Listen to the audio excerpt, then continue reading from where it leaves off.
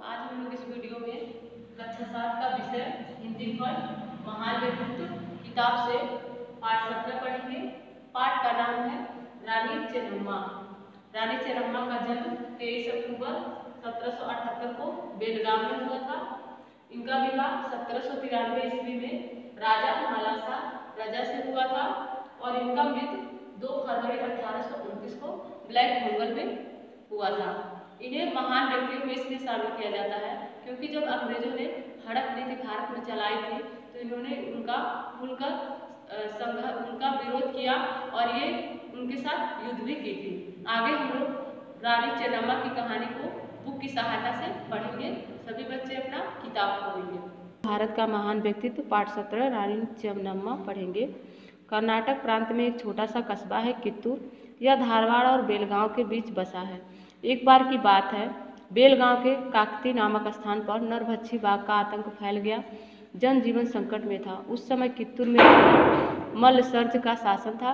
वे आखेट प्रिय थे। उस समय काकती आए तो उन्हें बाघ के आतंक की सूचना मिली। राजा तुरंत बाघ की खोज में निकल पड़े। सौभाग्य से बाघ का पता शीघ्र ही चल गया और राजा ने उस पर बाढ़ चला दिया। बाघ घायल होकर गिर गया। राजा तुरंत बाघ के निकट पहुंचे, लेकिन यह क्या, बाघ पर एक नहीं 2-2 बाढ़ बिधे थे, जबकि राजा ने एक ही बाढ़ चलाया था। राजा आश्चर्य में पड़ गया। तभी उसकी दृष्टि सैनिक वेशभूषा में सजी एक सुंदर कन्या पर पड़ी। राजा को समझते देर न लगी कि दूसरा बाढ़ कन्या का ही है। राजा को देखते ही कन्या क्रुद्ध स्वर में बोली, आपको क्या अधिकार था जो आपने मेरे खेल में विघ्न डाला। राजा कुछ न बोल सका। वह मन ही मन कन्या की वीरता और सौंदर्य पर मुग्ध होकर उसे देखता रह गया। इतने में राजा के अन्य साथी भी आ गए। राजा ने उन्हें बताया कि बाघ इस वीर कन्या के बाढ़ से आहत होकर मरा है। सभी लोग कन्या की वीरता की सराहना करने लगे। राजा ने उस वीर कन्या के विषय में जानकारी की। उसे ज्ञात हुआ कि वह काकती के मुखिया की पुत्री चेन्नम्मा है। राजा ने मुखिया से उसकी वीर पुत्री का हाथ मांगा। मुखिया ने हाँ कर दी और वह वीर कन्या कित्तूर की रानी चेन्नम्मा बन गई। राजा मल्लसर्ज ने 1782 में से 1816 तक लगभग 34 वर्ष कित्तूर के छोटे से राज्य पर शासन किया। वे रानी चेन्नम्मा की राजनीतिक कुशलता से अत्यंत प्रभावित थे। राज्य के शासन प्रबंधन में वे रानी की सलाह लिया करते थे। पेशवा द्वारा धोखे से बंदी बना लेने के कारण राजा मल्लसर्ज को बहुत समय तक बंदीगृह में रहना पड़ा, जिससे उनका स्वास्थ्य बिगड़ गया। कित्तूर लौटते लौटते वह अंतिम सांसें गिनने लगे। चेन्नम्मा ने राजा की रात दिन सेवा की, स्वस्थ करने का हर संभव प्रयास किया, किंतु क्रूर काल से वह उन्हें बचा न पाई। उन्होंने कित्तूर की स्वाधीनता की रक्षा करके ही अपने जीवन का उद्देश्य बना लिया। यह ऐसा समय था जब अंग्रेज कित्तूर की वीर भूमि पर अपना अधिकार करने के लिए प्रयत्नशील थे। राजा मल्लसर्ज के बाद कित्तूर की गद्दी पर उनका पुत्र शिवलिंग रुद्रसर्ज बैठा। रुद्रसर्ज अब अस्वस्थ रहता था, जिसके कारण शीघ्र ही उसकी भी मृत्यु हो गई। अब कित्तूर के सम्मुख उत्तराधिकारी का संकट आ खड़ा हुआ। अंग्रेज चाहते थे कि रानी किसी उत्तराधिकारी को गोद न ले। चेन्नम्मा अंग्रेजों की चाल समझ गई। उन्होंने प्रण किया कि वे जीते जी कित्तूर को अंग्रेजों के हवाले नहीं करेंगी। चेन्नम्मा ने ब्रिटिश अधिकारियों को अपना मंतव्य बार बार स्पष्ट कर दिया, किंतु वे अपनी बात चाले चलते रहे। क्रुद्ध होकर रानी ने कित्तूर वासियों को सचेत करते हुए अपने सरदारों और दरबार के अधिकारियों के सामने आवेशपूर्ण घोषणा की, कित्तूर हमारा है, हम अपने इलाके के स्वयं मालिक हैं। अंग्रेज कित्तूर पर अधिकार कर उस पर शासन करना चाहते हैं। वे निश्चय ही भ्रम में हैं, किंतु वे लोग स्वतंत्रता की रक्षा के लिए प्राणों की आहुति दे सकते हैं। हमारा एक सिपाही उनके 10 सिपाहियों के बराबर है। कित्तूर झुकेगा नहीं, वह अपनी धरती की रक्षा के लिए अंतिम क्षण तक लड़ेगा। रानी की ओज कुड़बाड़ी का सटीक प्रभाव पड़ा। दरबारियों एवं जनता में जोश की लहर दौड़ गई। सब एक स्वर में चिल्ला उठे, कित्तूर की जय, रानी चेन्नम्मा की जय। अंग्रेजों को कित्तूर की स्वाधीनता खटक रही थी। अंग्रेज कलेक्टर थैकरे ने 23 दिसंबर 1824 को कित्तूर पर घेरा डाल दिया।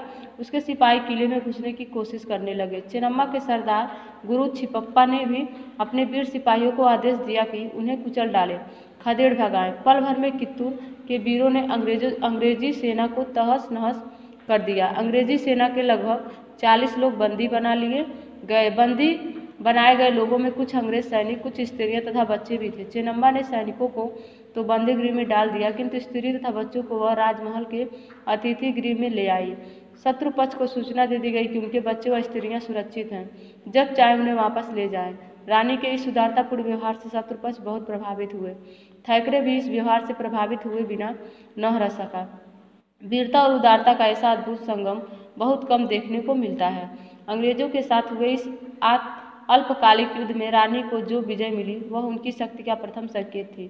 पराजय के बाद कलेक्टर थैकरे ने कई बार प्रयास किया कि वह रानी से मिलकर उन्हें अंग्रेजों की अधीनता स्वीकार करने को विवश करे, किंतु उसके सभी प्रयास विफल रहे।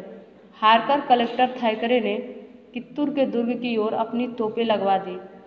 उसने कित्तूर वासियों को चेतावनी दी कि अगले दिन प्रातःकाल तक दुर्ग का द्वार न खोला गया तो दुर्ग को तोपों से उड़ा दिया जाएगा। रानी पर इस चेतावनी का कोई असर न हुआ, वह अपनी तैयारी में जुटी रही। अगले दिन प्रातः एक बार फिर 24 मिनट का समय दुर्ग का द्वार खोलने के लिए दिया। अंग्रेज सैनिकों को पूरी उम्मीद थी कि द्वार खुल जाएगा। ठीक 24 मिनट बाद एक झटके से दुर्ग का द्वार खुला। जो दृश्य था वह अंग्रेजों की कल्पना से परे था। कित्तूर के सिपाही विद्युत गति से अंग्रेजी सेना पर टूट पड़े। रानी चेन्नम्मा किले के परकोटों पर खड़ी सेना का संचालन कर रही थी। कमर में सोने की पेटी में लटकती म्यान, दाहिने हाथ में चमचमाती नंगी तलवार और बाएं हाथ में घोड़े की लगाम। रानी चेन्नम्मा का यह रूप उनके साहस और संकल्प का परिचय दे रहा था। कित्तूर के वीरों ने गुप्त द्वार से निकल कर शत्रुओं को मौत के घाट उतारना शुरू कर दिया। अंग्रेजी सेना इस आक्रमण के लिए तैयार न थी। अंग्रेजी सेना के पैर उखड़ गए और सैनिक भयभीत होकर भाग खड़े हुए।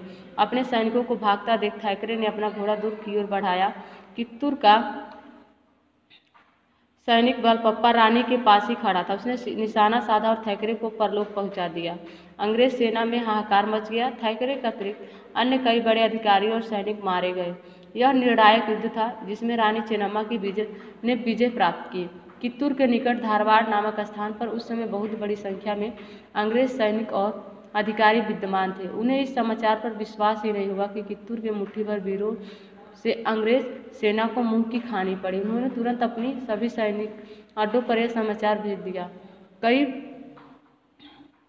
देसी राजाओं और मराठों को भी अंग्रेजों ने अपनी ओर मिलाने की कोशिश की। एक बार पूरा दल बल एकत्र करके अंग्रेजों ने कित्तूर रियासत पर आक्रमण की योजना बनाई। अंग्रेजों ने रानी चेन्नम्मा को अधीनता स्वीकार करने के लिए अनेक प्रलोभन दिए, जिन्हें रानी ने ठुकरा दिया। वीर रानी किसी भी कीमत पर कित्तूर की स्वाधीनता बेचने को तैयार न थी। इन प्रस्तावों पर वह अत्यंत क्रुद्ध हुई। यद्यपि रानी के पास सैन्य बल कम था, फिर भी वह युद्ध के लिए तैयार थी। जब अंग्रेजों की दाल किसी भी प्रकार न गली तो अंततः उन्होंने दिसंबर 1884 को पुनः कित्तूर पर आक्रमण कर दिया। वीर रानी अपने सैनिकों को उत्साहित करती रही। लगभग 5 दिन तक युद्ध चला। कित्तूर दुर्ग के बाहर का मैदान वीरों की लाशों से पट गया। 5 दिसंबर 1824 को प्रातः कित्तूर के ध्वस्त किले के परकोटों पर अंग्रेजों का झंडा यूनियन जैक फहराने लगा। एक स्वर्णिम अध्याय का अंत हो गया। वीर रानी चेन्नम्मा बंदी बना ली गई। उन्हें लगभग 5 वर्ष तक बेलहोंगल के किले में बंदी बनाकर रखा गया। 2 फरवरी 1829 को रानी की मृत्यु हो गई। उनकी वीरता, साहस, पराक्रम तथा देशभक्ति कित्तूर वासियों के लिए प्रेरणा स्रोत सिद्ध हुई। कित्तूर दुर्ग के खंडहरों को देखकर आज भी उनकी गौरव गाथा सहसा की याद हो आती है। बेलहोंगल में बना रानी चेन्नम्मा स्मारक तथा धारवाड़ में बना कित्तूर चेन्नम्मा पार्क रानी की वीरता, त्याग व उत्सर्ग की याद दिलाते हैं। देश प्रेम और उत्सर्ग का यह ऐसा उदाहरण है जिसे कभी भी भुलाया नहीं जा सकता है। इस तरह से ये पाठ समाप्त हुआ। सभी बच्चे इस पाठ को अच्छी तरह से पढ़ेंगे, इसका प्रश्नोत्तर कॉपी में लिखेंगे और याद करेंगे। धन्यवाद बच्चों।